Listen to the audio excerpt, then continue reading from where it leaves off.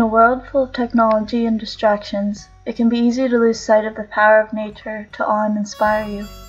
A trip to Sandy Stream Pond in Baxter State Park can change that. In 1930, Governor Percival Baxter began purchasing land in northern Maine. Today, the over 200,000-acre forest he had bought is known as Baxter State Park and is a highlight to any hiker on the Appalachian Trail, or the AT, as most hikers call it. You see, Baxter State Park is home to the northern terminus of the AT, better known as Mount Katahdin.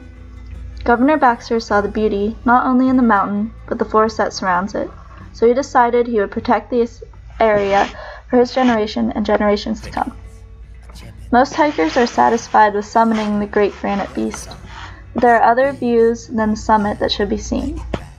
So if you are a sightseer, a wildlife enthusiast, or just like to hike, there's one place you should visit when you make it over Katahdin, Sandy Stream Pond.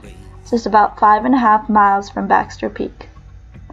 Since people who are hiking the AT will approach Baxter Peak from the Hunt Trail on the western side of the mountain, I will begin there. As you reach the end of the Hunt Trail and come to the final steps on the Appalachian Trail, you'll see the sign of your victory perched on top of the stones. Katahdin. Elevation, 5,267 feet. A true thru hiker can look and see their accomplishment etched in the wood. Springer Mountain in Georgia, 2,183.3 miles back the way they came. Don't forget to take in the view as you stand almost a mile above the forest floor.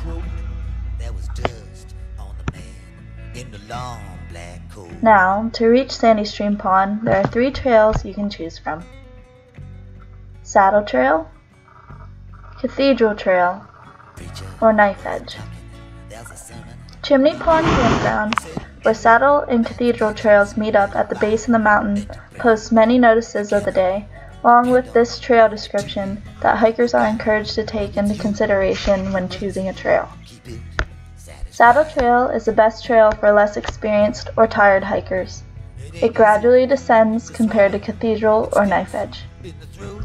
Cathedral Trail is difficult to climb up, let alone to descend. It is extremely steep with major drop-offs that can catch you by surprise if you're not paying close attention to the blue blazes that mark the trail. The most recent death on Katahdin occurred on Cathedral Trail when a boulder was dislodged and fell on an unsuspecting hiker below. The final trail you'll have the option to take is Knife Edge. This is the most difficult trail to ascend and to descend, and has also caused the most fatalities on the mountain. Most of the deaths were from falls and lightning strikes. The trail is very narrow, in some places less than a foot across, and is accompanied by steep slopes and drop-offs on either side. Do not attempt this trail in any unfavorable weather conditions, especially if there is wind or any chance of rain that day. Rangers at the trailhead typically ask each hiker which trail they are taking and will let them know if it's safe to hike Knife Edge that day or not. In most cases, a hiker will descend down Saddle Trail. 3 miles down the trail, you arrive at Chimney Pond. It's a great opportunity to fill up your water in the mountain pond and read any of the notices posted. You can also camp in the lean-tos if time is against you.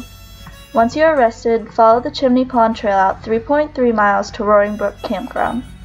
Roaring Brook has many places to camp, with 9 lean-tos, 10 tent sites, and a 10-person bunkhouse. It also has 3 group sites. You can stop here to make camp if it is running late in the day and you need a place to rest. Now for the sightseeing. Follow signs to Sandy Stream Pond, about less than a mile from Roaring Brook. You'll want to make sure you wear proper boots because the trail does get a little muddy.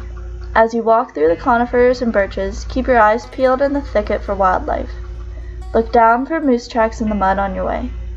Finally, the forest will open up a little more and lead you to a well-maintained boardwalk around the edge of a beautiful pond. You have reached Sandy Stream Pond. In late summer or early fall, this is one of the prime locations to spot moose. Cows bring their calves here to feed and teach them how to find food. During the rut, huge bull moose strut around the lake trying to impress the ladies. With Katahdin as a backdrop, you'll want to take your camera and capture the beautiful Maine wilderness at its peak.